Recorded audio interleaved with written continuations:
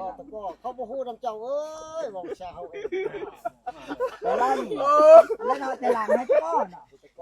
ทำละหายตามอะไร เฮ้ยได้บาทเลย เปียกห้อยแล้วไผ่ไข่บอชิดได้เกี่ยวกับที่ดินดังกล่าว เอา ปอหนึ่งแนวนี่ อ๋อโต ปอหนึ่งตายเพิ่นตีนนี่ปอกานี่ อันสมัยตะกี้นี่เฮียนไปนํกับปบไปนํบ่ ป๊อกโอ้ย โอ้ จดแล้วแล้วว่ารายละเอียดชื่อยัง บ่เราอ่านชื่อได้กี่นี่บ่ได้จดได้ จดได้พอจดได้ เม็ดนี่ เอาเติมให้เพิ่นก่อน เบิ่งเอาจด พี่น้องเนาะตัดภาพตัดช่องไว้บาทนี้ก็อยู่บ้านซะแล้วคือเก่าคือเดิมพี่น้องเนาะเพิ่มเติมก็คือทางทีมงาน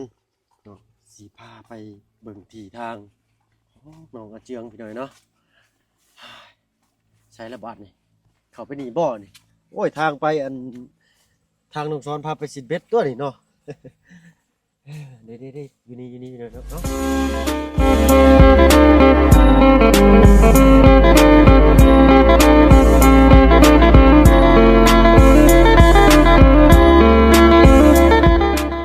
กราบทักทายเนาะกับทักทายสบายดีผู้ใหญ่ใจะดีและเอฟซีทุกท่านที่เขามาหับมาชมช่อง YouTube บ่เพิ่งเคยหลายคือเก่าว่าฝั่งไทยฝั่งลาวหรือว่าฝั่งต่างประเทศยินดีต้อนรับเข้าสู่ช่อง YouTube บ่เพิ่งเคยหลายเช่นเคยเลยเนาะวันนี้สิมาเบิ่งทางนี่แหละทางในบ้านเพิ่นมา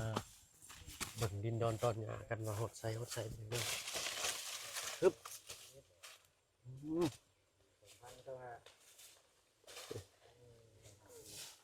ใช่เดี๋ยวไหนโทษสบายดีทางน้องซอนเนาะ เลยสบายดีจ้ะเรียบร้อยแล้วบ่ดิ เชื่อนี้นะฮะผู้ชายไอ้ที่นี่ ใช่ขนาดแล้ว เชื่อนี้เชื่อเนาะห่างเชื่อเนาะห่างเชื่องั้นยังไม่ยังเลยเป็นก็ยังแสนนะ ว่าที่ดินเนี่ยคือนะทางผู้นี้พี่น้องเนาะทางลงทางนี้ บังไว้อย่าบังไว้ สบายดีจ้ะ เจืองมาแล้วอยู่มาเจือง สาเหตุป่ะ เป็นเมียสาว แสนชาวปีเนี่ย โอ้ถือว่าชื่อที่ดินนี่แบบเรียบง่ายแบบเงียบเงาแบบ บ่คือคืนเนาะ บ่ได้มีแต่มันจับพังเองก็ได้นี่น่ะ เอาแทกเถิงยังเรียบร้อยเบิดเนาะ ภาษีกันนี่นะภาษีชอนวะ ชีกันนี่เด้ นี่บ่ภาษีนะ สามพริกกูมาเช่า ว้าโธ่เป็นอันอาชีพเสริมได้นี่พี่น้อยเนาะเออ อย่างในเช่นไม่ใช่เป็นตกออกต่างมันต้องต่าง นี่เนี่ยบอกว่าติดแดนตะเวนตกนี่ติดกับของทางข้าวซ้อน นี่จะเป็นตกมือ พี่ย่าตกเสียงบ่ เสียงว่า ตกเสียง เพิ่นเอิ้นตะวัน โมเมนต์ต้องไข่เนาะ ตกเสียงเนาะ เสียง ทางตะวันออกทางตะวันตก ยาว12กว้าง16 โอ้ยาว12กว้าง16เท่าไรตุ เอาล้าน 20ล้านเลยทางว่าเพิ่งมาบ่ทันพี่น้อยเนาะมื้ออันลงมาเสื้อผ้าอยู่เซโปนเมื่อกี้นี่ทางลุงเพิ่นเพิ่นกลับอยู่โดย ใครใช้เขาไปยิงเขาให้ยืนหมดเลยไปจ้องกีตากีเต็ม งงเป๊ะน่ะ จะได้น้องจอน เพื่อซื้อเครื่องซื้อขายแบบนั้นเลย จะได้บัตรนี่ ซื้อขายเลยเซ็นหนังสืออยู่หันหมดลูกเมียเตาได้เซ็นได้ซอก งาน อยู่บนเรือไปเลย งานเนาะ แบบกูแบบยาง อันนี้ฝากนี่เป็นของไฟน้องจอนของง่ายจ้าบนของเจ้า โดยของคอยนี่ยังได้เดียวนี่พอได้ปลูกผักปลูกหยัง ตั้งหน้าอายเลย พอได้ปลูกผักปลูกหยังพอได้กิน เลยแม่ ได้เดียวนี่ดิน เบิ่งเลย พยานนี่ให้ทางน้องสอนก็ได้ให้ทางน้องสอนก็ได้เป็นพยานนำ นี่เด้อพยานเด้อปลุงเด้อเบิ่งเดียวกันเด้อพยานนี่เด้อนี่ ทางน้องเพิ่นเฮ็ดที่ดินกันอยู่นี่เด้ นี่นั่นก็รักโหเด้พอได้ปลูกผัก โอ้สวนเจ้าก็มีบ่น้องจอนอยู่นี่ บ่นั่นเอื้อยค่อยเฮ็ด อ๋อ ปลูกผักปลูกหยังพอได้กิน อันตนางขังไว้หั่นบ่ โดยเขาซื้อมาให้ตอนนั้นเด้ โดย พอเพิ่น เลย แล้วจังเฮาเบิ่งนำกันอีกรอบนึงเนาะของข้าวๆนี่น้องเบิ่งนำกันอีกรอบที่2 อันนี้คือดึงแล้วเนาะไม่สิดึงอีกบาทหนึงเนาะ จังเบิ่งนำกันอีก ตามรักเลยบ่เสียงนี่ มันจะได้เอ็ดนี่บ่เห็นไป ตามรักนั่นแหละนะ ไอ้เนาะ รักนี้รักนั้นเนาะ บ่เห็นเอา พี่หน่อยเนาะนี่ดิรักหนึงอยู่หั่นพี่หน่อยเนาะรักหนึงก็อยู่หั่นเนาะอีกรักหนึงก็อยู่หั่นอีกรักหนึงนี่ใช่บันถ้าก็เห็น3รักรักพูดพี่หน่อยเนาะก้อยนี่เด้อโอ้ยสิได้ลุมมันตึ้มเลยเนาะเราอยู่คุมมาตึ้มพี่หน่อยใครดอกนี่หน่อยหนึงคุมมาตึ้มก็ได้กล้วยอันนี้กินนี่คือสิแซ่บคักพี่หน่อยเนาะใส่กล้วยยังน้องช้อนอันนี้กินได้บ่ ไอ้สิกินยาได้ตายแท้ตัวเบิ่งนั่นมันคือกับ มันกล้วยยังไงเขาเอิ้นน่ะ กล้วยนี่กล้วยตากันเบิ่งนี่มันมีน้ำ กล้วยยังไงเขาเอิ้น เอาไปซื้อขายมันสิได้น่ะ นี่คือค่ายนี่บ่นั่นนี่แดง เอานำในบ้าน คือค่าย ไปซื้อขายรถบ่จักเอาไปซื้อขายที่ดินบ่จัก ดิน ชดที่ดินเด้กรรมสิทธิ์ที่ดิน มันเพื่อตกเป็น พวงยาวเท่าใดมีบ่อยู่ในหั่นมันมี2ใบได้ เขียนเองแหละกวงยา เอาค้ำจ้ะ ตอนนี้อีกใบนึงเนาะ มันมี2ใบได้ ใช้อีกใบนึงเนี่ย เอาว่าจะได้ใบหนึ่งเอาใบ เล่นไหนคือหมู่ บ่ใบตัวนี้ก็แบบนี้หมด ธรรมดาหมู่บ้านเนาะ อ๋อสมมุติว่าใบอันนี้ก็ต้องเป็นทางนอกนี่แต่ว่าเก็บไว้คนเดียว โดยเก็บแล้วเราชื่อเดียวเด้ แม่นๆถ้าว่ามี2ใบแต่ทั้งในบ้านสิเก็บไว้ใบหนึงแล้วก็เจ้าของใบหนึงสิบ่ บ่แม่น มีแต่ใบเดียว ใบคั่วเด้ใบคั่วรายละเอียดเด้มันมีใบหนึง อ๋อใบที่ว่าอันแทกตะเวนตกตะเวนออกติดดินผู้นั้นติดดินผู้นี้ ราคาเท่านั้นเท่านี้เด้แต่ว่านี่ ราคาใช้ได้เงิน มีบ่ในนี่ เอาเขียนทางหลังมันก็ได้เด้ทางหลังมันได้บ่เสียงปิดหลังมันมาห่าน โอ้ยในใบนี่เบิ่ง โอ้ยแล้วกันดีเลย เรากำลังพยายามกลับเราอยู่ เรากุ้มใจกลับบ่ถึงหนูบ่เว้าย าวพี่แล้วนี่ ขอโทษขอโมยนะพี่น้องเด้อขอโทษขออภัยไม่เป็นไรเขาการซื้อดินดอนตอนหญ้าต่อ ทาหักไทย นั่นแหละจุดใจเราแล้ว เปลี่ยนบ่บังตะเป็นตกบ่ก่อน ตะเวนตกตะเวนออกเฮาเป็นคนเขียนเองแม่นเราเฮาต้องไปแทกดินอะไรกับวัดแทกรูปร่างหน้าดินน่ะลงใส่กระดาษเด้จะเจี้ยเด้ แม่นบ่มีฮะเอายืน3คนในบ้าน ทางนี้บ่ โอ้ แม่ ย ข้างนี่เนี่ยสิเป็นข้างแต่ว่ามันผู้ยืนยันที่อันนี้นี่เจ้าเขียนทางนี้ให้มันแล้วก่อนนี่นะเพราะเจ้าเขียนทางนี้มันแล้วก่อน กินข้าวแล้วลูกล่ะกินข้าวแล้วบ่นะบ่ให้นะให้นี่จะ ทำ ใช้น้องกระเทียงไหนสบายดีน้องโอ้ต้องเอาติดเอาตึ้มในบ้านหนึงเป็นไงมื้อนี้มาฮอดจอดถึงเลยความรู้สึกเป็นอะไร แล้วเจ้าอ่าน ดีใจ ถาม ดีใจเนาะ ตัวนั้นตัวนี้เจ้าเขียนใช้รถมันจังบ่นั่น เคยคิดบ่สิ ราคา ทีมงานสิชื่อ เป็น ได้ บ่เคย ตัวหนังสือ เอ้าเมื่อวานนี้ก็ทาง ตัว ให้ก็เข้าไปหาทางให้เจ้าเลยเนาะ โดย กับน้องจอ ใช้เงินบ่ ที่แต่ แม่นบ่ เจ้าอ่านมาแล้วเจ้า ก็คือเอาบัตรนี่เนาะอันนี้โอเคเนาะบัตรนี้เนาะ โดย กว้างขวางอยู่ได้อพี่หน่อยเนาะ เขียนแล้วเจ้าจดรถเจ้าถามแล้วเจ้าถามแล้วเจ้าจดน้ำมันจะงง เราต้อง เจ้าก็อ่านหนังสือเป็นอยู่บ่ เป็น เป็นเนาะครับพั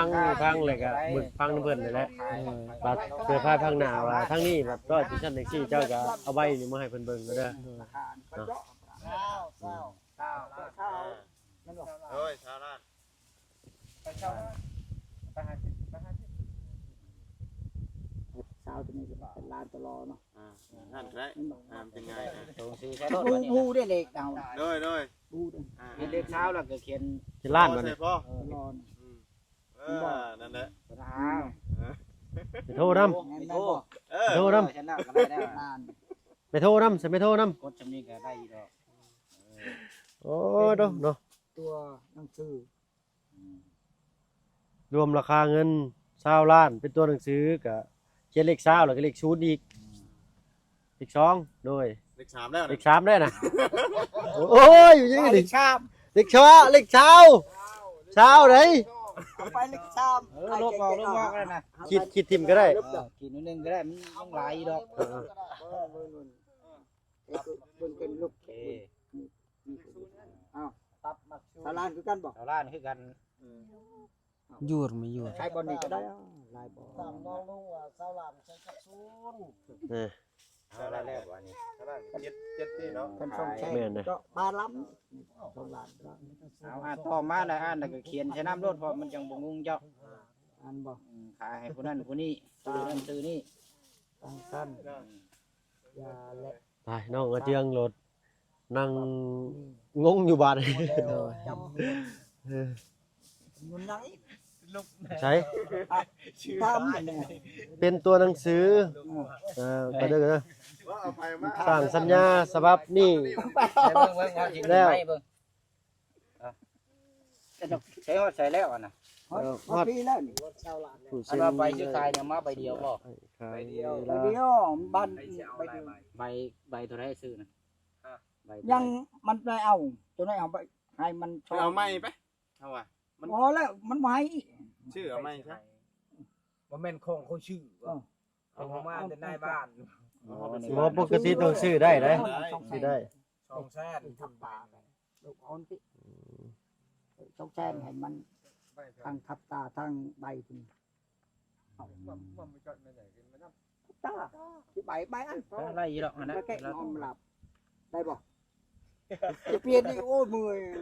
ตอนมันไปตะปี บ่แม่นเจ้าอ่านมันได้อยู่ถึงพี่นะเขียนมาใส่รถ เขียนว่าใช่รถ ขายสิ นี่ ขาย เป็น ให้ ตัว ผู้ หนั นี้ งสือบ่ส่วนจำนวนที่ยังเรือ โหลดอยู่บ่ เรือบ่เรืออย่างบ่ ฮะบ่เหลือเข้าใจบ่ได้เด้ กระจายเลย คือจ่าย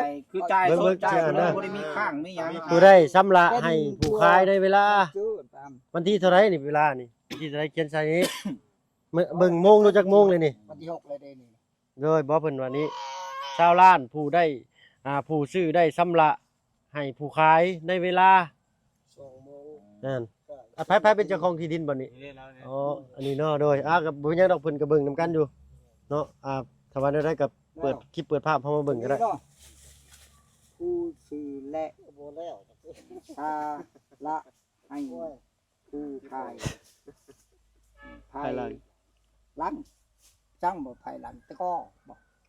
ภายหลังตะก้อภายห ว่า ลัง แต่ก็เขาบ่ฮู้นำเจ้าเอ้ยบอกชาวเอง ภายหลังแล้วเนาะแต่หลังให้ตะก้อเนาะ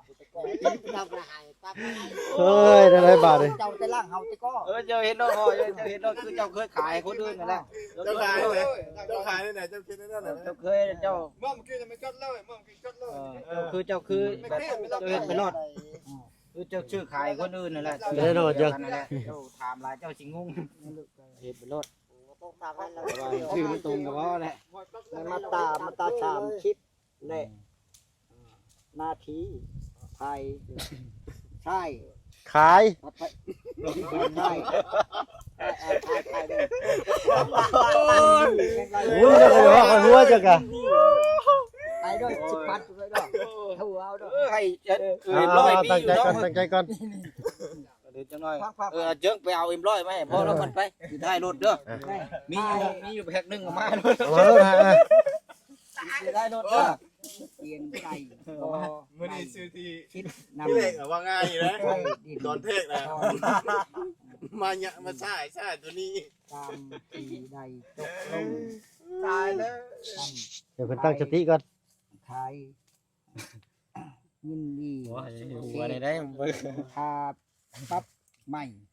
เนาะคันไปตัดต่อได้ แน เนาะ วแล้วอ่ะขายอะไรยังสิมาเอาคืนเนี่ยคนใหม่ ปรับ ได้ ใหม่ได้ การเสียหายเขาได้เนาะ โดย ทึกให้เขาเอาได้ รายละเอียดอันนี้นะเอาขายไปเลยบ่มีสิทธิ์สิเอาคืนถ้ามีทวงมีหยังคืนเนี่ยแม่นมีการ ฮะ ปรับไม้กันเกิดขึ้น ให้ ให้ ตามกฎระเบียบบ้านเมือง ผู้ เลย ซื้อเป็นจำนวนพร้อมทางส่ง คืนจำนวนเงิน ส่งบ่ ส่งคืน ส่งคืน จำนวนเงิน จำนวนเงิน ที่ฝ่าย อ่า เอาซื้อ ซื้อ นั่นได้ชำระแล้ว ได้ชำระแล้ว โดย ให้ผู้ขาย ฝ่ายชื่อ ผู้ซื้อให้ผู้ซื้อ ฝ่ายชื่อ โดยบ่มีชิด เรียก ห้ ห้ อ อง ง ห้องได้ภาย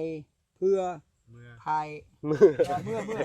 เมื่อภายซื้อให้ชำระให้เงิน และได้โอนซื้อเป็นที่ เรียบร้อย เรียบห้อยแล้วภายขายบ่ชิดได้ ชิด เกี่ยวกับที่ดินดังกล่าว เอา ปหนึ่งแนวนี่ อ๋อโต ปหนึ่งตายเพิ่นปีนนี่ปกานี่ วันหนึงตะกี้ แต่สุขาบจนพบจน ยัง พ มี บ ปอเกียม ทีนี้ เกี เอา ยมมีปอหนึ่งปอแห้งมีปอสองมัน เป็ เป็น น นา ลี ทีแล้ว เจ้าน่ะปหนึ่งเข้ากับปสามนี่บ่ได้ห่างกันเพราะปานใดดอก ปหนึ่งโตเลขตะพูเลย ตัวเลย ได้เห็น เฮียนไปนำกับปบไปนำบ่วะ นี่แล้ว ตะกี้ เพราะว่าอันสมัยตะกี้นี่เฮียนไปนำกับปบไปนำบ่ ป๊อบโอ้ย จดแล้วแล้วว่ารายละเอียดชื่อยัง บ่เราอ่านซื่อได้กี่นี่บ่ได้จดได้ จดได้พอจดได้ เม็ดนี่ เอาเติมให้เพิ่นก่อน เอาจดเบิ่งได้ ฮะจนอย่างงี้ เม็ดเม็ดเอาซื้อให้จะให้ฉันซื้อเอาจด เมาในบ้านก่อนบ่นี่เบิ่ง บ่อันหนึงพอเลยเมาคือกัน เมาคือกัน ความ เรา เมา บ่ให้ฮอด3เด้ ได้กินบ่ได้เป็นอันหนึงพอละ ไอ้จดแบบนั้นในบ้านเอาไว้มาใช้ก็จดแบบนี้ จดนี่จดเม็ดนี่นะ นี่จดแล้วเจ้าสิเอาวัดผูกกันก็ได้บ่บนเอาไปวัดอันนี้ทิศตะเวนออกก็ได้ อยู่พังนี่ ตะเวนออกนี่ตะเวนออกจะเขียนลงไปในทางหลังนั่นว่าตะเวนออกจักแมตรแล้วก็ขีดเป็นหน้าดินนำ 2คูณ16กันแหละ แม่นบ่ข้างนี้บ่ ฝั่งนี้บ่ได้มีบ่ บ่มีนะ บ่เพิ่นขีดเอาเองอันหน้าดินเท่านั้นเพิ่นขีดเป็นรูปหน้าดินแม่นเขียนจำนวนใส่เขียนใส่ตะเวนออกตะเวนตกกงยาวเท่านั้นตัวนี้ โดย ปสามมันนั่งอยู่ปหนึ่ง บ่สามเป็น เป็น นะบ่ ใน สามรุ่นใหม่ ในบ้านบ่นี่ อ่า โอ้ในบ้านเพิ่นก็ธรรมดาตัวนี้เนาะ เด็กเสือนเดียวกันได้ก็ค่อย อันเดียวกันบ่จ้าโอ้ยข่อยนี่แห้งแล้วต้องว่าเสียงเด้อได้อยู่บ่ เฮ้ยเนี่ยให้พ่อเพิ่นนี่แล้ว แล้วนะ เออ คล้องแล้วเฮ็ดเนาะมัน เอาเฮ็ดบ่ได้แล้ว เอาเฮ็ดบ่ได้ให้เราเติมพลังก่อน ให้เพิ่นอัน ไปหาลากยอ เขาเส้นกันจักบาทเนาะ เพิ่นเตรียมรับผิดชอบเองเพิ่นเลยเนาะ แต่ว่าเฮาก็เบิ่งนํกันนะ ให้เบิ่งนำ เล กัน ย มันจังเป็นลายมือเพิ่นเลย จดลายแถวเนี่ยกันชื่อคายแล้วกันเพชรกันกินน้ คิดกันได้กินน้ำ ำกินน้ำบ่อยเดี๋ยวนี้เจ้าให้เฮาแล้วเจ้าเอาคืนคันบ่ถึกให้เฮาตายนี่นั่นเด้ บ่ความหมายกิน ว่า น้ำ ของแท้นี่ แปลว่า กินน้ำสาบานสิ อ่า กินน้ำสาบานกันนั่นเอง เด้อ เพิ่นสิถือแบบนี้เนาะเพิ่นบ่ได้ถืออันว่าเขียนแบบเป็นฉบับอันนี้ อันนี้แฮงแตกอันนี้อันนี้ก็ยังเรียกว่ากินน้ำคือกันบ่ ส รับ มัยแต่ก่อนนั่นมันมี กินเต็มร้อยตอนนี้ อันนั้นแหละเพิ่นว่าสาบานกินน้ำแต่พ่อแต่แม่นะ ก่อนบ่มีหนังสือแบบนี้ก็กินแบบคำสาบานเอา สาบานเอาเนาะ แต่ซุมื้อนี้ ใจลายเฮ้ย ตายลีแล้วนั่น เฮาก็ได้เงินพวกโตได้อโลได้ใจเงินเองในร้าน ฮัลโหล เรา บ่ ตีแกลงนี่จนมือจนจะใต้เฮ้คู่เฮงอ่ะ โอเคเอาให้เพิ่นโทรมาต่อเลยบัดนี้เดี๋ยวสิได้แล้วกัน เอาดูเด้อบัดนี้พ่อบ่เว้าหยังไง อันทางเจ้าของที่อันทางลูกเต้าจะได้สะเพิ่นบ่ได้มาเบิ่งนำบ่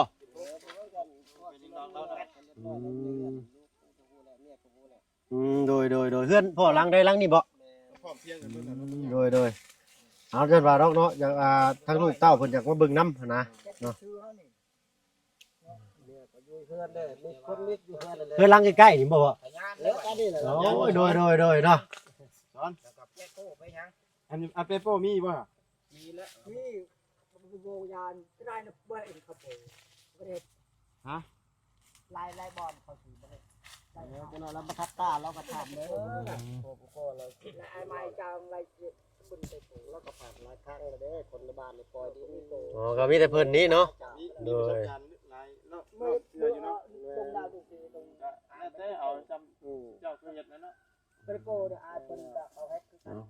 ก็คือสิเข้าใจอยู่ดอกเนาะถ้ามีใบมีหยังก็คือสิแล้วดอกทางนี้พี่น้อยเนาะ เอาเจ้าเฮ็ดบ่พอเจ้าดอก เราเคยเฮ็ดจำได้เป็นจำนั้นแหละ เอาเคยเคยเฮ็ดมาแล้วบ่อยเนาะ ผ่านหลายครั้งแล้ว เหนื่อย ใช่ทุกชวนนี่ก็หลายครั้ง ไม่แค่กับยาบาลเนี่ย กระตำสันได้เคยเฮ็ดแล้วบ่ได้เข้าชอบ นี่พญานี่ นี่พญานี่น้องซ้อนนี่แหละนี่เอ้าพี่น้อยเนาะทางบ่เพิ่งก็สิขอ ยังขึ้นก็ให้น้องชอนนี่แหล้วมาเบิ่งน้ำพญา โตไปอันถ่ายนักถ่ายเบาจักบาทก่อนบัดตอนนี้ ตายโลดได้ก่อน น่าเป็นนี่มากับน้องซ้อนอีกแล้วนี่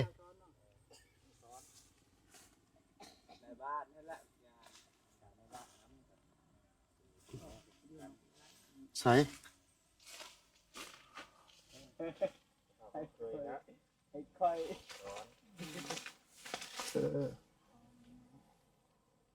อ้าวบ่ใส่แว่นแล้วบัด เป็นรุดแล้ว บ่เพิ่นได้เติมเต็มร้อยเลยสายตาดีขึ้นได้ 30%